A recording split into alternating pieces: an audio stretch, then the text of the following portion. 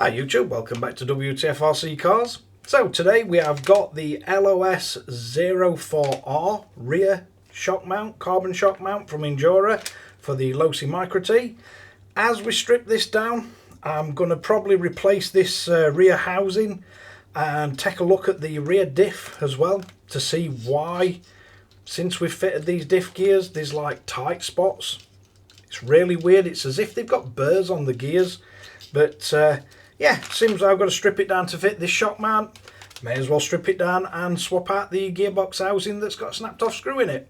So let's bring you in for a close-up look and see how we get on with this one. Right, so first thing we need to have a look at is what we get with this. Now we have got a whole bunch of bits left over from the front one. So we've got plenty of screws and everything. And I think it'll be exactly the same as in what we get left over with this. So if we open our screw bag first, so for this we've got, same as last time, we've got 3 of the actual brass inserts, we've got 3 of the little adjustable ball studs with the hex head in them. Then looks like we've got 3 of the long screws again. So on this one we've got 8 of these shorter bolts. So let's pop them to one side. Then we've got this carbon tower, and this one we've got a nice bit of carbon, but then also some machined aluminium, and it's also fastening with 3 hex heads. So yeah, quite a nice looking design. I'll have to see how this fits. But yeah, so far don't look too bad. Looks like we've got 2 positions on the bottom for the inner ends of those tie rods. First off, I think we best get this stripped down. So I'm just going to remove the rear wing. So we're going to be removing this screw and them 2 at the bottom. So let's get them out. So that's got the rear wing out the way. We've got 1 small screw and then 2 in the actual wing itself. So this gets us down to this point. So for me now, I'm going to remove both of these shocks from the actual shock mount. And you just need to be careful we don't lose the little washers that we've got fitted on these.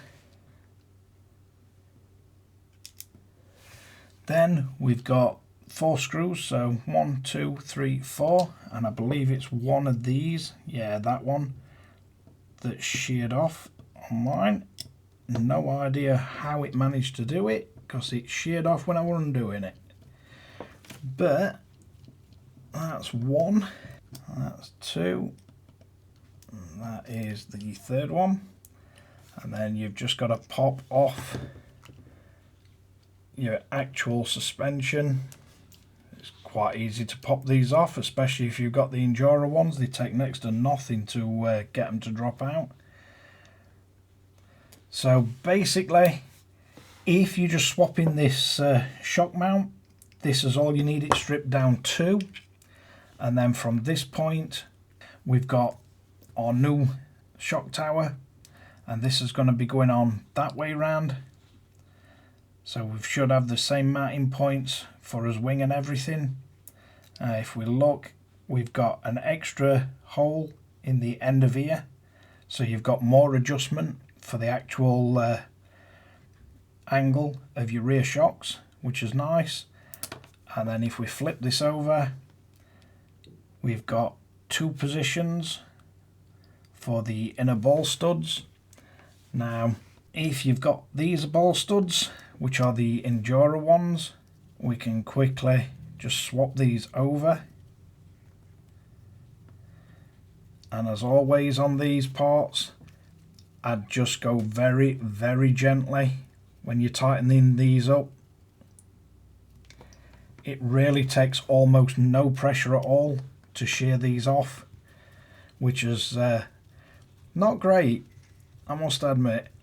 And I'm going for the lower of these holes just to try it. It looks like that's roughly in line with the stock setup. So once you've got them back in, what I'm going to do now, I'm going to carry on stripping this down. I'll not bother putting any of this in video because I've done a full video on fitting it, but you can see that's where we've got one of the little screws snapped off, so I need to swap this casing, and I need to do a bit of investigation work because we've got some tight spots on this, and it's not anything to do with these gearing, it's the actual diff gears, which is weird. So I'm going to look into what his problem is on that. So I'll drop them off and then get back to you. So curiously, on stripping this down, even if I push this together quite hard, it's not locking. Very strange. All I've done is took it apart, given it a quick wipe. Can't see any reason why it would stick. But yeah, even forcing it quite hard, can't seem to get it to lock up now. It does feel fine. Curious.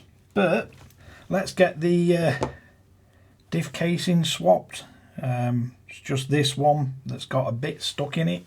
So I'll grab the new casing, make sure we swap the bearings over.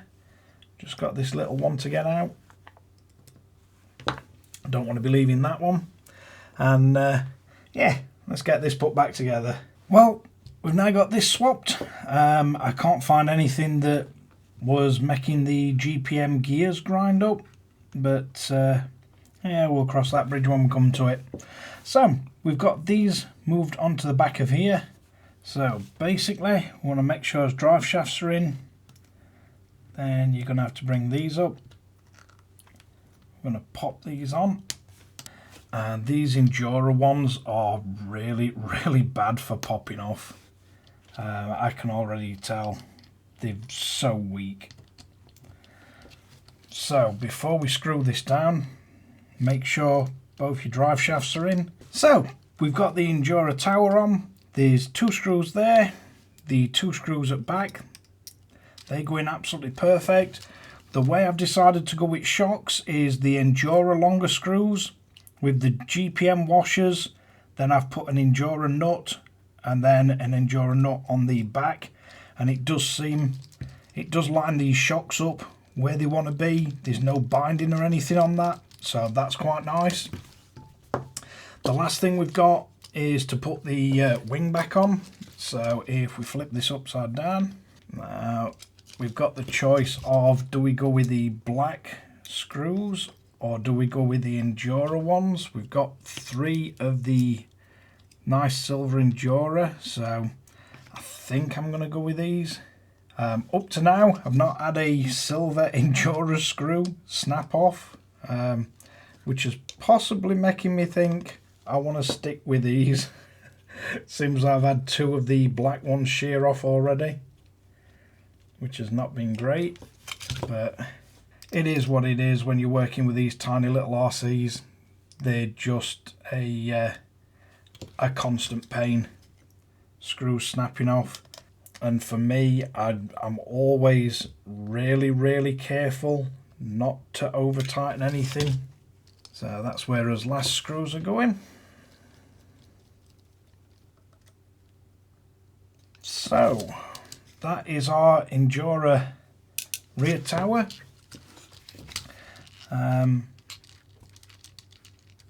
Yeah, the GPM diff feels absolutely perfect now I've built it up in the different diff case. So although we had to swap this diff case because one of the screws sheared off in it, I've also now not got the stiff point on the diff gears. That's definitely a strange one. That diff now feels absolutely perfect. Really, really smooth. And all I've done is stripped it and built it up exactly the same. Even used the same shim that we used. But yeah, definitely a strange one. There's no tight spot at all in that now. I can spin it as much as I like. Just works perfect as a diff. But that is our front and rear now, shock towers. So if we quickly run through some of the stuff we've got on this. So we've got the GPM sort of bulkhead, front and rear. We've got the GPM tray. We've got the GPM steering parts. We've got the hubs and the caster blocks on front and rear. We've got the D block and C block for the rear suspension. We've got the front also. So yeah, the few things that I've not been really impressed with, the Injora tie bars, the ball studs seem to pop off really easy, although they are really convenient to fasten on. The GPM shocks don't seem to be sticking. They've been on here quite a while.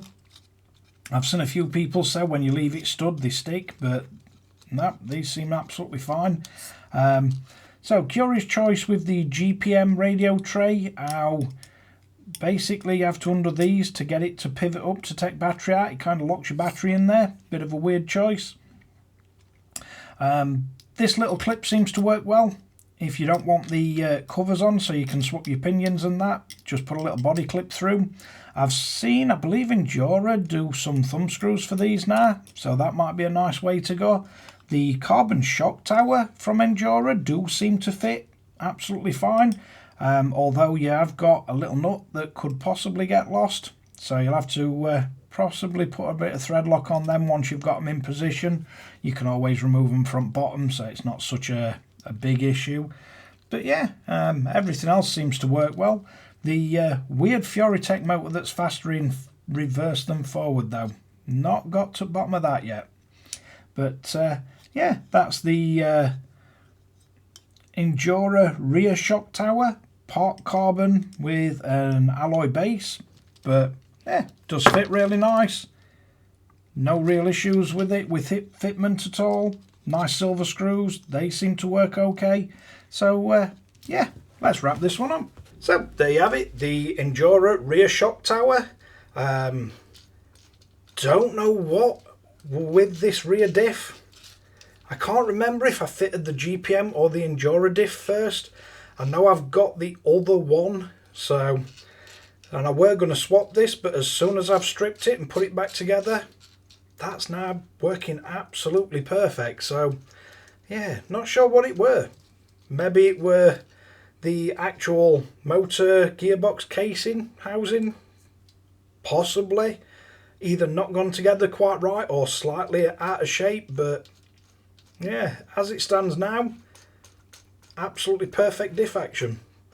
Can't fault the shock towers, they seem to fit absolutely perfect. And we've just got a screw missing at the bottom of this one, cause the screw snapped off taking it out, strangely enough. But yeah, thanks again for watching Wtf Rc Cars. Don't forget to like and subscribe, hit the notification bell, share to friends and family, and catch you guys again in the next one.